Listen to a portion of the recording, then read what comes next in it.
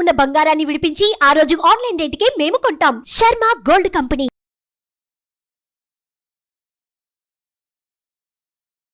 నమస్కారం, సుమన్ టీవీకి స్వాగతం. ప్రస్తుతం మనతో పాటు ఉన్నారు ప్రముఖ జ్యోతిష్య శాస్త్ర పండితులు గురువు గారు శ్రీ మంత సూర్యనారాయణ శర్మ గారు. గురుగారు నమస్కారం. నమస్కారం అమ్మా, శుభం బియాదు. గురుగారు, ప్రస్తుతం క్రోధినామ సంవత్సరంలో కుంభరాశిలో అంటే స్వస్థలంలో శని ఉన్నాడు. ఈ కారణంగా ఏ రాశులపై దీని ప్రభావం ఉంటుంది, ఏ రాశులు ఎఫెక్ట్ అవుతాయి? కుంభరాశిలో శనీశ్వరుడు ఆల్రెడీ ప్రవేశించి సంవత్సరం దాటిపోయిందమ్మా. ఆల్రెడీ లాస్ట్ ఇయర్ ఏప్రిల్ 18, 2023 అక్కడ కుంభరాశిలో ప్రవేశించాడు. సంవత్సరం ఆల్రెడీ అయిపోయింది. సో ఈ సంవత్సరం క్రోధినామ సంవత్సరం పూర్తిగా కూడా కుంభరాశిలోనే ఉంటాడు. సో కుంభరాశిలో ఉంటాడుగా, స్థిరంగా ఉంటాడు, కదలడాక నుండి. ఈ యొక్క శనీశ్వరుడు యొక్క విశేషం ఏంటంటే ఈసారి సొంత ఇంట్లో ఉన్నాడు. సొంత ఇంట్లో ఉన్నప్పుడు కొంతమందికి యోగాలు ఇస్తాడు, కొంతమందికి అవయోగాలు ఇస్తాడు. తనకు అనుకూలమైన రాశుల వారికి అయితే యోగం ఇచ్చేస్తాడు అద్భుతంగా. ప్రతికూలం ఉన్న రాశులకి మాత్రం డెఫినెట్గా దాన్ని ప్రతికూలాన్ని చూపిస్తూనే ఉంటాడనమాట. అలాంటప్పుడు ఏంటంటే ఈ కుంభరాశికి సొంత ఇల్లు అయినప్పటికీ కూడా కుంభరాశి ఉన్నాడంటే దాని ముందు రాసిన మకర రాశి వారికి, కుంభరాశి వారికి, అలాగే మీనరాశి వారికి దీని ప్రభావం అనేది కనబడుతుందన్నమాట. అంటే స్వస్థలంలో ఉండేటప్పుడు ఆ రాశికి కూడా ఎఫెక్ట్ అనేది ఇస్తాడు, ఖచ్చితంగా ఇస్తాడు. అయితే కొంచెం సాఫ్ట్గా ఇస్తాడు మన భాషలో చెప్పాలంటే. అంటే ఇప్పుడు ఏళ్ళనాటి శని వచ్చింది అంటే ఈ కుంభరాశి బదులు మీనరాశిలో ప్రవేశించడం అండి, మీనరాశి వారికి కొంచెం హార్డ్గా ఇస్తాడు, ఇబ్బంది పడతాడు. సొంత ఇల్లే కాబట్టి కొంచెం చూసి చూన్నట్టుగా ఒక్కొక్కసారి నెమ్మదిగా ప్రశాంతంగా దాని ఫలితాన్ని కూడా, అంటే ఒక కష్టాన్ని పెడితే రిజల్ట్ కూడా చెప్తుంటాడు ఒక్కొక్కసారి. ఎట్లా ఆ సమస్య నుండి బయటపడాలి మార్గం కూడా చెప్తుంటాడు అనమాట. బేసిక్గా ఏలినాటి శని అంటే ఏంటంటే ఇది ఒక వ్యక్తికి ఒక అనుభవాన్ని ఇవ్వడం అన్నమాట. ఒక రకంగా చెప్పాలంటే, అంటే ఒక వ్యక్తికి ఒక అనుభవం అంటే చిన్న వయసులో ఉన్నారనుకోండి, 15 సంవత్సరాల లోపల అనుకోండి, చదువు, స్ట్రెస్ లెవెల్స్ అవన్నీ ఎలాగుంటే అవన్నీ చూపిస్తుంటాడు. 20 సంవత్సరాల లోపల అనుకోండి, ఉద్యోగం మీద స్ట్రెస్ లెవెల్స్ చూపిస్తాడు. ఉద్యోగం రాదు, సెటిల్మెంట్ అవ్వడు, దాని మీద ఈ ఏలినాటి శని కానీ ఆ టైంలో వస్తే డెఫినెట్గా అది రానికుండా, అది రావడం అంటే ఎంత కష్టం, దానికి ఎంత కష్టపడాలి, జీవితంలో ఒక ఎదుగుదల రావాలంటే ఎంత కష్టపడాలి అనే తత్వాన్ని నేర్పుతాడు అక్కడ వాడు. అదే 25 నుండి 35 మధ్యలో అనుకోండి, లైఫ్ సెటిల్మెంట్స్, పెళ్ళి అయిన తర్వాత వచ్చే చిరాకులు పరాకులు ఇవన్నిటి మీద చూపించడం, ఆ వివాహ బంధాన్ని ఎలా సమన్వయపరుచుకుంటూ వెళ్ళాలి. ఎందుకంటే వివాహ బంధం అంటే ఇంకొక కొత్త వ్యక్తి తన లైఫ్లో రావడం, పార్ట్నర్ గాను. సో వాళ్ళిద్దరు కలిసి ఏ విధంగా ఉండాలి అవంతా కొత్తదనంగా దాని మీద ఒక అనుభవాన్ని ఇస్తారన్నమాట. ఇస్తూ దానిలో కష్ట సుఖాలని చూపిస్తూ అధిగమించి ముందుకు వెళ్ళడానికి మార్గం చూపిస్తుంటారు అనమాట. అలాగే చేస్తాడు. అలాగే ఇది ఒక 35 నుండి 45 మధ్యన వయసులో వాడికి వచ్చింది అనుకుందాం ఈ ఏలినాటి శని ప్రభావం అయితే. ఇంకా 35 కంటే సెకండ్ ఇన్నింగ్ స్టార్ట్ అవుతుంది అన్నమాట. వాడికి ఉన్న ఉద్యోగం పోవడం, కొత్త ఉద్యోగం ఆలోచించడం. అసలు మనిషి జీవితంలో నా అనుభవంతో చెప్పాల్సిన విషయాలు అంటే 35 నుండి 40 ఇయర్స్ లోపల కానీ మనిషి కానీ సెటిల్ అవ్వలేదు అనుకోండి, వాడు ఈ జనంలో సెటిల్ అవ్వడు. ఇది అందులో చేసుకోండి. దీని మీద ఎంత ఆర్గ్యుమెంట్స్ అనేది నేను చేయగలుగుతాను ఆ టాపిక్ మీద, ఎందుకంటే కొన్ని వందల జాతకాలు నేను చూశాను. సో సెటిల్మెంట్ లాస్ట్ పీస్ మనిషికి ఎప్పుడంటే మ్యాక్సిమం 36 to 40 మధ్యలో. 36 to 40 మధ్యలో కానీ ఒక కరెక్ట్ నిర్ణయం తీసుకోలేదంటే లైఫ్ సంబంధించింది, ఇంకా అక్కడ నుండి మనకు ప్రతి సంవత్సరం వాడికి ups and downs, in and అవుట్లో ఇబ్బంది పడుతూనే ఉంటాడు. ఆ శనితో సంబంధం లేదు, జనరల్ లైఫే చాలా ఇబ్బంది పడుతుంది. సో ఈ 35 నుండి 45 మధ్యలో కానీ ఏలినాటి శని వస్తే వాడిచ్చే అనుభవం అంటే మళ్ళీ లైఫ్ సెకండ్ ఇన్నింగ్స్ అని ఎలాగ నెక్స్ట్ లెవెల్ ఆఫ్ లైఫ్ ఎలా లైఫ్ లీడ్ చేయాలి, లైఫ్ సెటిల్మెంట్స్ కావాల్సిన మార్గం ఏంటి, ఇంకా అక్కడ నుండి లైఫ్ లాంగ్ ఒకే ప్రాసెస్లో ఉండాలన్నమాట, ఉండడానికి కావాల్సిన ఏంటిని ఇవన్నీ మనకు చూపిస్తాడు ఏలినాటి శని కూడా. ఇక 45 నుండి మన 60 టైంలో వచ్చారంటే వాడికి అంటే సినిమా కష్టాలని చూపిస్తాడు. అంటే మన ఉద్దేశం ఏంటంటే పిల్లలు పెళ్ళి వాళ్ళకి 45 నుండి 60 ఇంకా వాళ్ళ పిల్లలు చదువులో ఉంటాయి కదా, వాళ్ళని ఇండైరెక్ట్గా స్ట్రెస్ ఇచ్చి ఆ స్ట్రెస్ని వీడు తీసుకోమని చెప్తాను అనమాట. సో వీడు ఒక రకంగా సెటిల్ అవ్వడు. బేసిక్గా 35 నుండి 45 వచ్చినవాడు డెఫినెట్గా 45 నుండి 60లో ఉన్నవాళ్ళు ఏంటంటే సాధారణంగా ఒక సెటిల్ అయ్యి అన్సర్టెనిటీగా ఉంటారనమాట. ఉన్న టైంలో వాళ్ళ పిల్లల ద్వారా వాళ్ళకి మానసిక ఒత్తిడి తీసుకురావడం చేస్తారు. అలాగే పిల్లల యొక్క ఇబ్బందులు, వాళ్ళు పెళ్లి చేస్తే వాళ్ళకి జరిగే ఇబ్బందులు. ఫర్ ఎగ్జాంపుల్ ఒక 60 ఇయర్స్ లోపల ఉన్నాడు, వాళ్ళ అమ్మాయికి పెళ్లి చేశాడు, మా వింకులు తర్వాత అల్లుడితోని. ఇప్పుడు ఈ మధ్య చాలా కేసెస్ చూస్తున్నాం కదా, పెళ్లి చేసుకుంటే పెళ్ళి అయిన తర్వాత విడాకులని చిరాకులు పెట్టడం, అంతా ఎన్ఆర్ఐ కింద పడుతున్నారు. ఇండియన్ సంబంధాలు ఎవరికి అక్కర్లేదు, అక్కడికి వెళ్ళిన జీవితంలో చాలా కష్టపడుతుంటారు. అవన్నీ వాళ్ళు మదర్ ఫాదర్కి చెప్తారు. ఆ ప్రెషర్ అంతా తీసుకోవడం.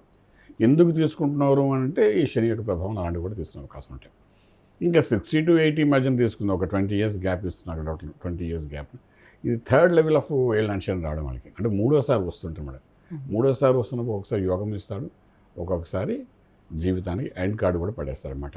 సో ఇలాగా అంటే ఇంకా అయిపోయింది. అక్కడికి 2 సార్లు అనుభవం ఇచ్చిన తర్వాత మనిషి 3వ సారి వచ్చే టైంకి దాన్ని ఎదుర్కొనే శక్తి ఎన్ని ఇయర్స్కి ఒకసారి ఇట్లా ఏలినాడ్షన్ అనేది ఎవ్రీ 2.5 years ఒకసారి ఒక రాశి నుంచి ఒక రాశికి శని మారుతాడు కాబట్టి ఆల్మోస్ట్ మనకు 22.5 years 25 years మధ్యలో ఒకసారి మనకు ఏలినాడ్షన్ వస్తుంది అనమాట. సో చిన్న వయసులో పుట్టగానే ఉంటే వాడికి మళ్ళీ 27 years అప్పుడు వస్తుంది, మళ్ళీ 54, 55 అప్పుడు రెండోసారి వస్తుంది. సో 3 సార్లు టచ్ చేయడం అనేది జీవితంలో అందరికీ ఆల్మోస్ట్ 70% అందరికీ 3 సార్లు ఏలినాడ్షన్ టచ్ చేస్తారు. ఫస్ట్ అండ్ సెకండ్ టైంకి ఉన్న అనుభవంతో థర్డ్ టైం వచ్చినప్పుడు దాన్ని ఎదుర్కొనే శక్తి ఉంటుంది వాళ్ళకి. సో దాన్ని సునాయాసంగా ఎదుర్కొంటూ ముందుకు వెళ్ళిపోతారు అనమాట. వాళ్ళకి అప్పటికే తెలిసిపోతుంది శని వల్ల జరిగే ఇబ్బందులు మంచి చెడ్డని. ప్లానింగ్ అండ్ ప్రోగ్రామింగ్ ప్రాపర్గా ఉంటుందన్నమాట. సో ఇప్పుడున్న ఈ యొక్క క్రోధినామ సంవత్సరం మనకు వస్తే కమింగ్ బ్యాక్ టు దిస్ కుంభరాశి వారికి, మీనకి ప్లస్ మకరానికి. మకరానికి ఆల్రెడీ వదిలేసి కుంభంలోకి వెళ్ళిపోయాడు కాబట్టి మకరానికి యోగాలు ఇస్తాడు. వెళ్తూ మంది చేయాలి కాబట్టి మకర రాశిలో ఉన్న వాళ్ళందరికీ, మకర రాశిలో ఏ నక్షత్రాలు వాళ్ళందరికీ లాస్ట్ ఫైనల్ ఇయర్ ఇప్పుడు ఫైనల్ ఇయర్ అంటే లాస్ట్ వెళ్ళిపోతున్నాడు. ఇంకా ఆల్మోస్ట్ ఇప్పటికి 5.5 years అయిపోయింది. ఇక నెక్స్ట్ 6.5 years అయిపోయింది ఆల్మోస్ట్. ఇంకొక 1 year దగ్గర 2025 May June కల్లా ఆల్మోస్ట్ ఎండింగ్ స్టేజ్కి వెళ్ళిపోతాడు అన్నమాట. ఇక్కడ అంటే కుంభం నుండి మీనంలోకి వెళ్ళిపోతాడు. ఇంకా ఇక్కడ వెళ్ళిపోతాడు కాబట్టి ఇంకా శని వదిలేస్తున్నట్టు లెక్క. సో వదిలేస్తూ 2.5 సంవత్సరాలు లాస్ట్ స్పెల్లో లాస్ట్ 1 year ఏం చేస్తాడంటే ఓ యోగాన్ని ఇస్తారు. వెళ్తూ మంచి చేస్తారని మన శాస్త్రం చెప్తుంది కాబట్టి గుడ్ చేంజ్ అనేది కనబడుతుంది అనమాట. దీనికి మనకి ఎగ్జాంపుల్ వెళ్తూ మంచి చేయడంటే పవన్ కళ్యాణ్ గారి జాతకం మనం ఆల్రెడీ మనం ఇంతకుముందు ఇదే చాలా మంది చెప్పుకున్నాం కదా. వెళ్తూ యోగం ఇస్తాడు కాబట్టి డెఫినెట్గా ఈసారి ఆయన గెలుస్తారు, యోగంలోకి వెళ్తారు, పవర్ఫుల్గా మినిస్ట్రీ కూడా తీసుకుంటారని చెప్పాం. సేమ్ థింగ్ మనం ఆంధ్ర రాష్ట్రంలో మనం చూస్తున్నాం. శని మకర రాశి మనకు పవన్ కళ్యాణ్ గారిది వెళ్తూ మంచి చేయడం అంటే మరి ఇదేమాట.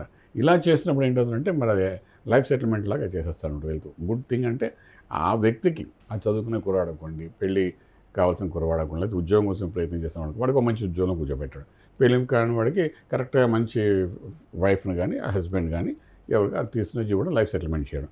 చదువుకున్న విద్యార్థులు కలితే మంచి కాలేజీలో సీట్ దొరకడం, మంచి ఉద్యోగం. ఇలాగేంటే వెళ్తూ మంచి చేయడం అంటే వాడు వెళ్తూ ఆ వ్యక్తికి ఏం కావాలో, యాంబిషన్ ఏందో, ఆ యాంబిషన్ ఏ మార్గం వెళ్ళాలనుకుంటే దాంట్లో ఒక ఇనిషియేటివ్ చేసేసి వదిలేస్తారనమాట.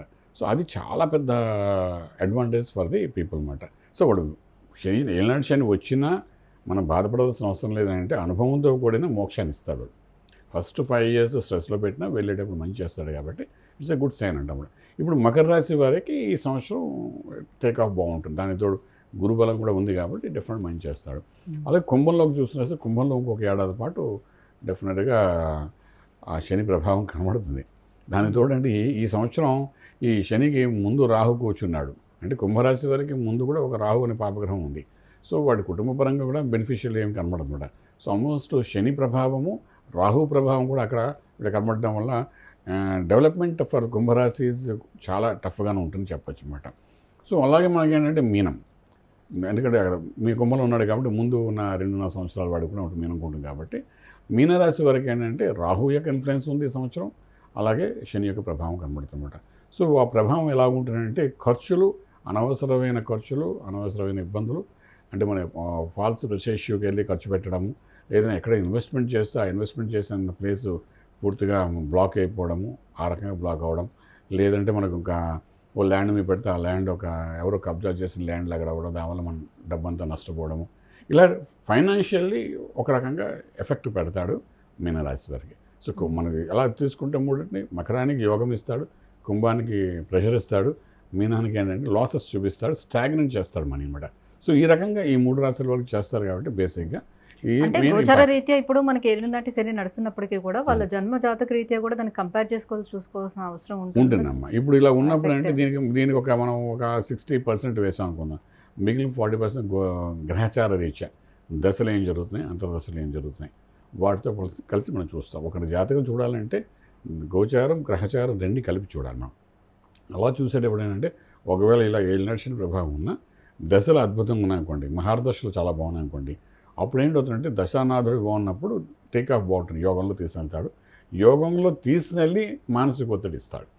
ఫర్ ఎగ్జాంపుల్ ఒక వ్యక్తికి ఉద్యోగం రాలేదని ఒక తపనతో మానసిక ఒత్తిడి ఉంటుంది, ఇంకొక వ్యక్తికి ఇదే ప్రభావం ఉన్నప్పుడు ఉద్యోగం వచ్చిన తర్వాత ఉద్యోగంలో మానసిక ఒత్తిడి ఉంటాయి. సో ఇదేమైంది, రానివాడు రాలేదని బాధపడతాడు, వచ్చిన వాడు అంటే వాళ్ళు ఎంత వచ్చిన సంపాదిస్తున్నా మానసిక ఒత్తిడితోటే సో మొత్తానికి వాడు ఎవరికి స్ట్రెస్ ఎలా అయితే ఇవ్వాలో ఉంటుంది. 100% ఎవరికి ఎలా ఇవ్వాలో అలాగే ఇస్తాడు వాడి డ్యూటీలు చేంజెస్ ఉండవమ్మా. మనం ఇన్ఫ్లుయెన్స్ చేస్తాం కానీ పోయేదో కానీ వాడికి ఏమాత్రం ఆలోచించాడు, పర్ఫెక్ట్గా డ్యూటీ చేస్తాడు. శనీశ్వరుడు కానీ ఏ గ్రహమైనా చేస్తుంది కాబట్టి సో ఒక్కొక్కరికి మనిషి యొక్క ప్లేస్మెంట్ బట్టి, మనిషి చేసిన ప్రొఫెషన్ బట్టి దాన్ని వాడు ఎఫెక్ట్ చేస్తుంటాడు. కాబట్టి ముందు మనం ఈ 3 రాశుల గురించి మాట్లాడుకుందాం. మిగిలిన రాశి ఎఫెక్ట్ నెక్స్ట్ ఎపిసోడ్లో మనం డిస్కస్ చేద్దాం ఆ విషయం. గురుగారు, మరి శని ప్రభావం వల్ల ఎవరైతే ఏ రాశులు అయితే ఎఫెక్ట్ అవుతున్నాయో మరి వాళ్ళు ఎటువంటి పరిహారం చేసుకుంటే కొంతవరకు వాళ్ళకి రిలీఫ్ ఉండే ఛాన్స్ ఉంటుంది? ఇప్పుడు ఈ మకర, కుంభం, మీనం వాళ్ళకి ఏళ్ళ ప్రభావం ఉంది కాబట్టి మకరం వాళ్ళకి ఏంటంటే మకర రాశికి కూడా శని అధిపతే కానీ వెళ్తున్నాడికి మంచి చేస్తాడు కాబట్టి ఆ వ్యక్తి శివునికి అభిషేకం అంటే ఎలా చేస్తారు అంటే ఇక్కడ నమ్మకం, చమకం, రుద్రం, శ్రీ సూక్తం, పురుష సూక్తం అంటే పంచసూక్తాలు ఉన్నాయి. పంచసూక్తాలు ఏదైనా సూక్తంతో చక్కగా అభిషేకం చేసుకోవడం, ప్రతి నెల ఆ తీర్థం తీసుకోవడం. ఇంకా అభిషేకం చేసుకోవడం తెలియలేదు అనుకుంటే మనం డెఫినెట్గా ఓం నమ శివాయ అనే మంత్రం ఉంది, ఆ శివుని మంత్రం, ఆ శివుని పంచాక్షరి మహామంత్రంతో శివునికి రోజు ఇంట్లో అభిషేకం చేయడం, ఆ తీర్థం తీసుకోవడం. ఇలాగ ఏదో శివునికి అభిషేకం చేయడం అనేది ఒక యోగాన్ని, ఐశ్వర్యాన్ని ఇస్తుంది. వెళ్తూ ఐశ్వర్యం కావాలి కాబట్టి ఐశ్వర్య భోగభాగ్యాలు ఇవ్వాలి కాబట్టి మకరం వాళ్ళు అలా చేసుకుంటే సరిపోతుంది. ఇంకా కుంభం వాళ్ళ దగ్గరికి వచ్చినప్పుడు ఏంటంటే నెత్తి మీదే ఉన్నాడు శనీశ్వరుడు. సో నెత్తి మీద ఉన్నాడు కాబట్టి తైలాభిషేకం చాలా ఇష్టం శనీశ్వరుడు కాబట్టి మనకు రకరకాల ప్రదేశాలు ఉన్నాయి. ఆంధ్ర రాష్ట్రం ఉన్నాయి, మహారాష్ట్రలో మనకు శనిసింగనాపురం అంటారు, తర్వాత మనకు ఆంధ్రాలోని హైదరాబాద్లోని తెలంగాణలోని అన్ని చోట్ల కూడా శనీశ్వర ఆలయాలు బోర్డు ఉంటాయి. ఈ ఉదయం చూడండి అంటే మహాన్యాసపూర్వకంగా ఆ శనీశ్వర ఆలయాలను కూడా తైలాభిషేకం చేస్తారు. అటువంటి ప్లేస్లోకి వెళ్ళడం, చక్కగా తైలాభిషేకం చేసుకోవడం ఒక వంతు ఉంటుంది. రెండవది ఏంటంటే సంకట విమోచన చేయడానికి ఆంజనేయ స్వామికి ప్రత్యేకమైన పూజ చేయొచ్చు వీళ్ళు. అంటే ఫర్ ఎగ్జాంపుల్ ఆకు పూజ చేస్తారు, తమలపాకుతో ఆ స్వామివారి పూజ చేయడం. అలాగే వడమాల పూజ చేస్తారు స్వామివారికి ఇష్టమని ఆంజనేయ స్వామికి. ఇది కాకుండా మన తెలంగాణలో ప్రత్యేకంగా చూస్తే తిలకధారణం చేస్తారు, అదొక మొక్కుగా అనుకుని చేస్తారు. ఇవన్నీ ఏంటంటే స్వామివారికి చాలా ఇష్టమైంది. అసాధ్య సాధకం స్వామి అసాధ్యకం తమ్మకం వద రామదూత కృపాసింధం మత్కార్య సాధే ప్రబోధ అంటే ఏ సాధ్యం కాదో సాధ్యం చేసేవాడు, సంకట విమోచన చేసేవాడు, అన్ని యోగాలు అంటే సంకటాన్ని నుండి యోగంలోకి తీసుకెళ్ళేవాడు ఆంజనేయ స్వామి. కాబట్టి ఆంజనేయ స్వామి యొక్క ఆరాధన చేసుకుంటే ఇది నెత్తిమీ శనీశ్వరుడు ఉన్నాడు కాబట్టి చేసుకుంటే సంకట విమోచన చేస్తే యోగంలో వెళ్ళడానికి అవకాశం ఉంటుంది. అంటే ఏంటంటే ఇక్కడ కూడా మనకు ప్రెషర్ తగ్గుతున్నాను కాదు, ప్రెషర్ ఎదుర్కొనే శక్తి వస్తుంది. ప్రెషర్ ఎదుర్కొనే శక్తి రావాలంటే మనం శక్తివంతుడైన దేవతను కొలవాలి ఇక్కడ. అంటే ఇక్కడ ఆంజనేయ స్వామికి ఆరాధన చేసుకోవాలి. ఎందుకంటే ఆల్మోస్ట్ నెత్తి మీద ఉన్నాడంటే ప్రెషర్ ఎక్కువగానే ఉంటుంది వ్యక్తికి. కుంభరాశిలో అలా చేసుకోవచ్చు. అలాగే మనం మీనం దగ్గరికి వెళ్ళాం. మీనంకి ఇప్పుడే కనెక్ట్ అవుతున్నాడు, అంటే లాసెస్ చూపిస్తున్నాడు, దగ్గర లాసెస్ చూపిస్తున్నాడు కాబట్టి ఇక్కడ శనీశ్వరుడు ఏ విధంగా చేయాలనేసరికి ఇక్కడ మళ్ళా నల్ల అమ్మవారి యొక్క విగ్రహాలు మనకు అంతరాష్ట్రంలో కనబడుతుంటాయి. ఏదైనా 3 అడుగుల విగ్రహాన్ని అమ్మవారిది నలుపు రంగులో ఏకశిలా విగ్రహం ఉంటే అమ్మవారిది, ఆ అమ్మవారి యొక్క అంటే అది బాలా అమ్మవారు అనుకోండి, చండీ అమ్మవారు అనుకోండి, ఇప్పుడు మన రకరకాల అమ్మవారి యొక్క గ్రామదేవత అనుకోండి, ఇలా రకరకాల అమ్మవారి విగ్రహాలు మనం చూస్తుంటాం, ప్రతి వీధిలో చూస్తుంటాం. అటువంటి అమ్మవారికి శుక్రవారం పూట అభిషేకాలు చేస్తుంటారు. సో అభిషేకం చక్కగా చూసుకుని ఆ అభిషేకం ఖర్చులు చూసుకుని ఆరతి చూసుకుని స్వామివారికి అక్కడ అమ్మవారికి తీర్థం అది తీసుకుని ఆ రకంగా అమ్మవారికి సేవలు కానీ చేసుకోగలిగితే నల్ల విగ్రహం ఏకశిలా విగ్రహం నల్లది, ఇది స్పెషల్లీ మీనరాశి వారి గురించి చెప్తానమాట.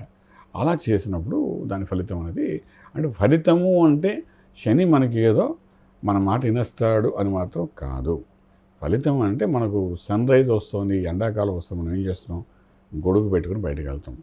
అంతేనా ఆ ఎండ తగ్గట్లే కదా. అలాగే మనం ఏసీ వేసుకుంటాం ఎండాకాలం, ఎండ తగ్గట్లే కదా, మన కూల్ కోసం మనం ఖర్చు పెట్టి చేసుకుంటాం. అలా విధంగా ఏంటంటే ఇవి చేసుకోవడం వల్ల అంటే ఆ ప్రభావితం ఇది శరీరం మీద ఎక్కువ పడకుండా మన పనులు మనం జాగ్రత్త చేసుకోవడానికి ఆ ప్రెషర్ లేకుండా చేసుకోవడానికి ఉపయోగపడుతుంది. కాబట్టి ఆ విధంగా మకరం, కుంభం, మీన రాశి వరకు చేసుకొని ముందుకెళ్ళడానికి ప్రయత్నం చేయగలిగితే డెఫినెట్గా ఈ సంవత్సరం అంతా వాళ్ళకి రాజమార్గంలో రాజ్యం పొందగలుగుతారు.